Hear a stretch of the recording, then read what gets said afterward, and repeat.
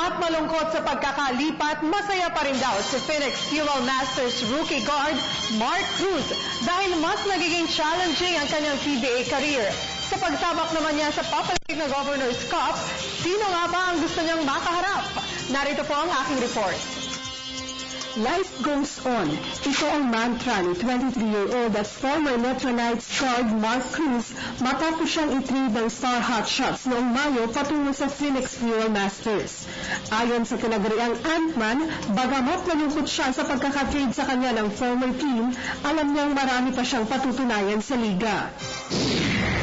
Siyempre nasad ako pero tingin ko si God may plan for me, so mas better siguro. So tingin ko yung opportunity ito siyempre for me para siguro may mas plan na mas maganda, then kaya ko i-grab the opportunity then to get better na rin siguro.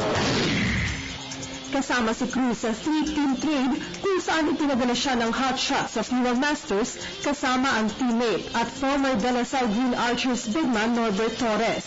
Marami naman daw na natututunan ang 30th overall draft pick sa bagong sistemang ini-implement ni bagong head coach Ariel Vanguardia. Sa ngayon, kailangan namin mag-play hard lang. Every practice, kailangan mag-start sa practice, kailangan mag-improve. And lagi na niya sinasabi na kailangan, kung ano yung sinasabi niya, kailangan namin gawin. So, siguro, kung paano mag-follow ng rules siguro.